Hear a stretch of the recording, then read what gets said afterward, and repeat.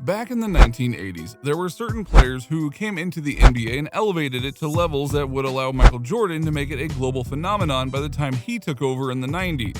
And one of those players was Magic Johnson, but he'll happily tell you that his partner in crime during that period wasn't Kareem Abdul-Jabbar, it was Larry Bird. The hick from French Lick was one of the best shooters and passers the league had ever seen, and when he went off, you better believe he was a savage man. So allow us to show you Larry Bird's most savage moments. Be sure to like the video and subscribe to the channel. Number 9. Winning with your opposite hand.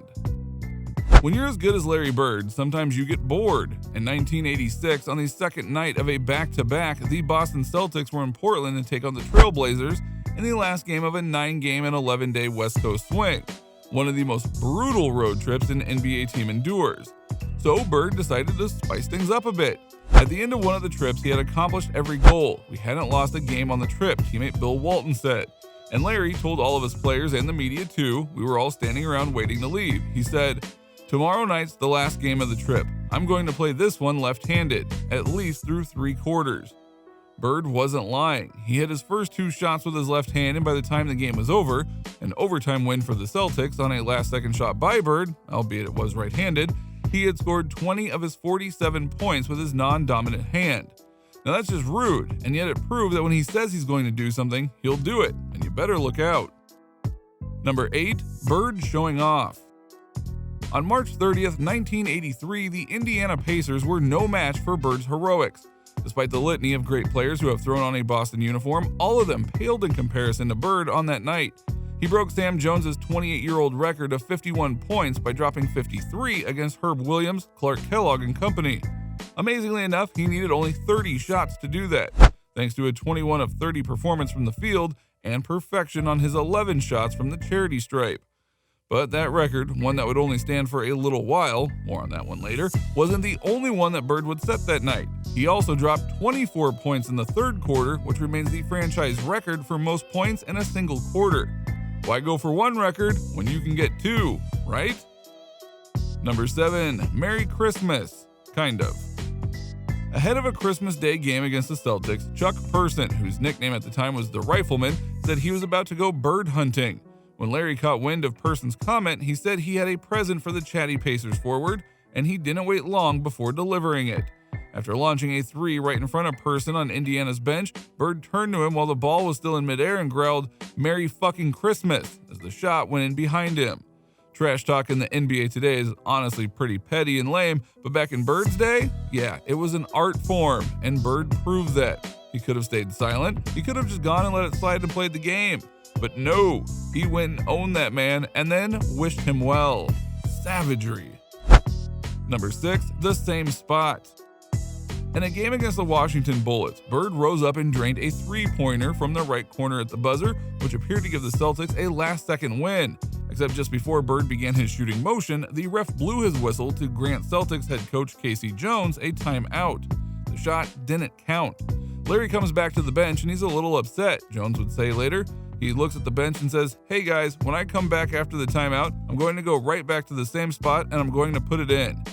Guess what? Bird hustled back to the very same spot, received the inbound pass, and drilled the shot again. Celtics win. So once again, Bird said he was going to do something, and he absolutely did. That's the word of Larry Bird. Believe it. Number 5. Bird versus the Knicks. The day, May 13th, 1984. The location, the Boston Garden. The opponent, the New York Knicks in Game 7 of a playoff series, though there may as well have been no one else on the court other than Bird. The hick from French Lick began things with a fadeaway from the baseline, a left-handed bank that hit well above the square, and a deep jumper, all in the first quarter. By the end of the fourth, he had recorded 39 points, 12 rebounds, and 10 assists for a Game 7 triple-double. It was the nail in the coffin, one that ended a hard-fought battle against the Knicks that saw Bird average over 30 points per game. Sometimes Larry Bird doesn't get the respect he deserves, and so when that happens, show them games like this, because he went all out and got a triple down alongside nearly 40 points to allow him to go to the next round.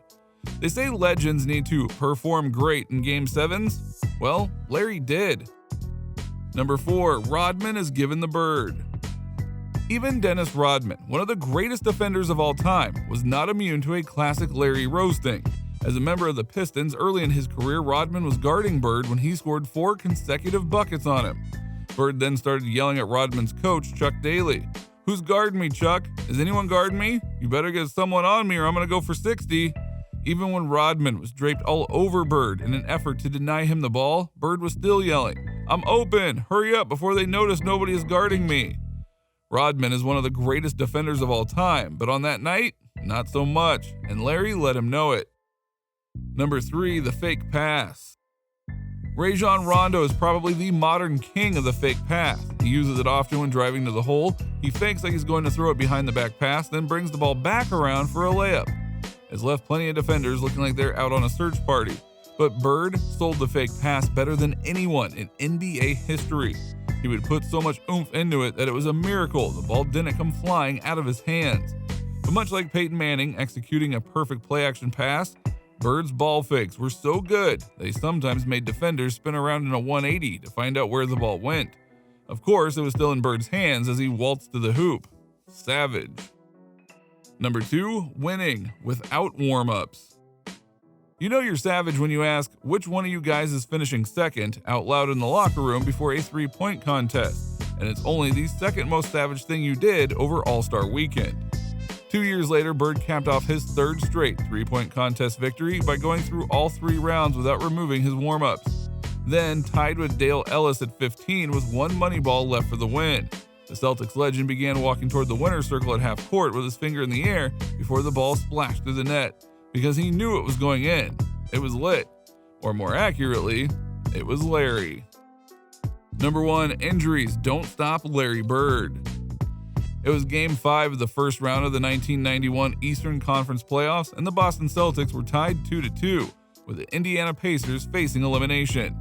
Things got bleaker when Bird slammed his face to the floor with 4 minutes and 23 seconds left in the first half after diving for a loose ball. He was immediately escorted back to the locker room. "When I hit the floor, I thought I broke my jaw because I couldn't move my mouth," Bird said. "I was in a lot of pain, but I could hear the crowd out there and I thought, I can't leave those guys out there all by themselves." With the Celtics up 73-71 midway through the 3rd quarter, Bird came trotting out of the locker room. The crowd went bonkers. Still, the Celtics found themselves down 3 late in the 3rd until Bird went to work. In the blink of an eye, the Celtics went from down 83-80 to up 112-96. The Pacers fought back to make it a 1-point game with a few seconds left, but the Celtics escaped with the win and the series. Bird finished with 32 points, 9 rebounds, and 7 assists.